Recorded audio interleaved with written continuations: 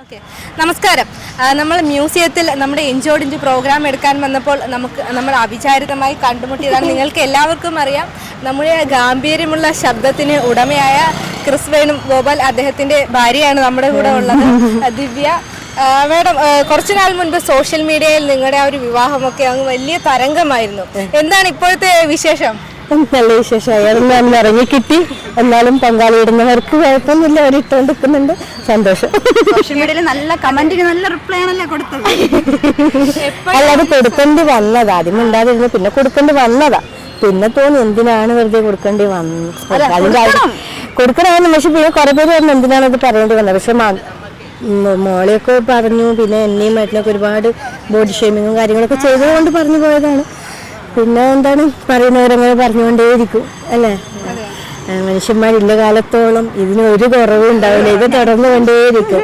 അവര് അതിലൊരു സന്തോഷം കണ്ടെത്തുന്നുണ്ടെങ്കിൽ ഞാൻ കണ്ടെത്തട്ടെ, അത്രേ ഉള്ളൂ. എപ്പോഴും ഒരു ഹാപ്പി ഫേസ് ആണ്. നമ്മൾ ഇതുവഴി പോയപ്പോൾ ഇതുവഴി നടന്നു പോകുമ്പോൾ തന്നെ ആ ഒരു ചിരിച്ച മുഖത്തോട് കൂടി തന്നെയാണ് പോയിക്കൊണ്ടത്. അപ്പം എപ്പോഴും ഈ ഒരു സന്തോഷം നിലനിർത്തുക ആൾക്കാരുടെ മുന്നിൽ നിന്നിട്ടുള്ളൂ. മറ്റുള്ളവർക്ക് ഒരു പോസിറ്റീവ് എനർജിയാണ് നൽകുന്നത്. അതെ അതെ അതെ. അപ്പൊ ഞാനിങ്ങനെ എന്റെ കാര്യങ്ങളൊന്നും അറിയില്ലായിരുന്നു. എന്നാലും നമ്മളെ അധികം ഈ ട്രോളും കാര്യങ്ങളൊക്കെ വന്നത് കൊണ്ട് കുറച്ചെങ്കിലും ഞാൻ എന്താണെന്ന് അറിയണം എന്നുള്ളത് കൊണ്ട് ഞാൻ കുറച്ച് കാര്യങ്ങൾ പറഞ്ഞെന്ന് മാത്രമേ ഉണ്ടായിരുന്നുള്ളൂ. അപ്പൊ അതിലും ഒരുപാട് വിമർശനങ്ങൾ കൊള്ളേണ്ടി വന്നു. സത്യം നമുക്കറിയാം. ഇല്ലേ, പറയുന്നവരങ്ങ് പറയട്ടെ. നിങ്ങൾ രണ്ടുപേരും കണ്ടുമുട്ടാറില്ല, അധികം സമയം കാണാറില്ല പ്രേക്ഷകർക്ക് വേണ്ടിയിട്ട്? ഞാൻ എന്താണ് കണ്ടുമുട്ടുന്നത് കുറവാണ്. കാരണം ഏട്ടൻ്റെതായ വർക്കുകൾ, കാര്യങ്ങൾ, ക്ലാസ്സുകൾ അധികം എറണാകുളത്തായിരിക്കും, പാല ഇങ്ങനെയുള്ള സ്ഥലങ്ങളിലായിരിക്കും.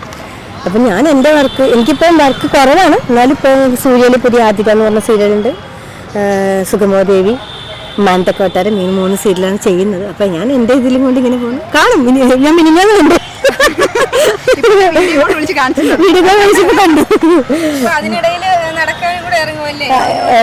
ഇന്ന് നോക്കാന്ന് വിചാരിച്ചു.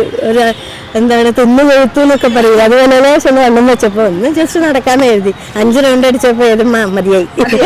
കൂടെ ഒന്നരൊക്കെ നടന്നു, ഞാൻ മാത്രം വീഡിയോ.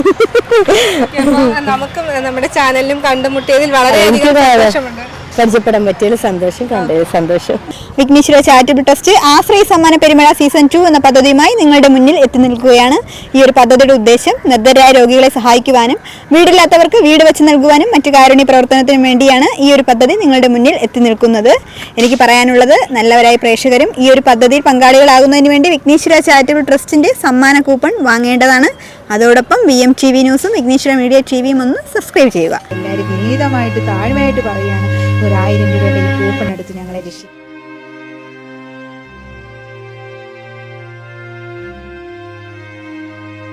നിങ്ങൾ 1000 രൂപയുടെ ഒരു ടോക്കൺ എടുക്കുകയാണെങ്കിൽ ആ ഒരു token box Vighneshwara charitable trust seal ചെയ്ത ഒരു ടോക്കൺ ബോക്സ് ഇവരുടെ വീട്ടിൽ കൊണ്ട് സമർപ്പിക്കുകയും യഥാസമയം നിങ്ങൾ എടുക്കുന്ന ആ ഒരു ടോക്കൺ നമ്പർ കൃത്യമായിട്ടും ആ ബോക്സിൽ നിക്ഷേപിക്കുന്നത് വീഡിയോ സഹിതമാണ് നിങ്ങളെ അറിയിക്കുന്നത്. എല്ലാവരും കൂടി ശ്രമിച്ച് ഈ 1000 രൂപ ഈ കാണുന്ന എല്ലാവരും എനിക്കൊരു സഹായമായി ഈ 1000 രൂപ തന്ന് സഹായിച്ച എൻ്റെ മോളും ഞാനും എൻ്റെ ഭർത്താവും ഇനിയും ജീവിതം മുമ്പോട്ട് പോകാൻ പറ്റും.